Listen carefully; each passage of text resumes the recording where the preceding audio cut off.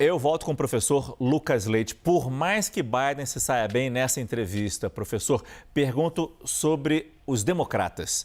Eles vão ficar tranquilos? Eu acho improvável, especialmente porque as novas campanhas, né, perdão, as novas pesquisas têm mostrado que Biden agora tem uma diferença de 6 pontos, em média, para Donald Trump. Isso, ainda assim, é algo que pode ser recuperado? É verdade, é possível, já vimos isso em outras eleições, e também é possível que, em algum momento, Trump possa sofrer com outras questões relacionadas aos julgamentos e que isso possa afetar. Grande problema agora é menos com os democratas que já vão votar de forma muito convicta em Joe Biden, ou vão votar em qualquer candidato democrata que seja colocado para concorrer. O ponto principal é a capacidade que Joe Biden teria de conseguir o voto dos indecisos. E é isso que preocupa muito o Partido Democrata, porque além de fazer com que essa população de indecisos vá, né, para uma possibilidade de um projeto democrata votando em Joe Biden, a gente tem que lembrar que a votação nos Estados Unidos ela não é obrigatória. Ou seja, essas pessoas precisam ser impelidas a votar, precisam se registrar para votar. E depois desse registro, precisam comparecer. Essa dificuldade, portanto, é colocada na figura de Joe Biden como alguém que não tem essa capacidade ainda tão grande de conseguir articular essas pessoas, ele não empolga efetivamente, principalmente os mais jovens, que talvez possam ser um dos fiéis da balança nessa eleição.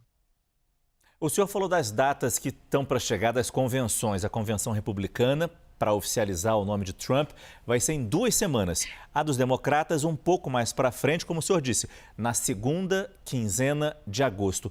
Até lá, muita coisa pode acontecer, ou será que não? Uma insurreição, uma mudança de regra, tudo isso está descartado? Ou definitivamente tem que partir dele, Joe Biden, dizer não serei mais candidato? Aí sim o partido se mexe para arranjar alguém.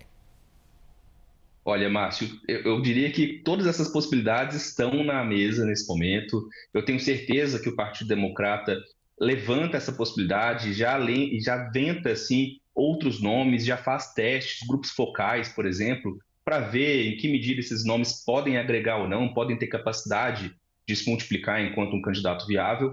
A verdade é que o Partido Democrata, durante muitos anos, preferiu não perceber ou preferiu ignorar o fato de que Joe Biden envelhecia.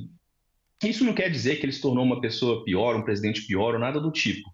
Significa que ele não tem a mesma vitalidade para concorrer a uma campanha tão difícil quanto essa desse ano, que é contra Donald Trump novamente.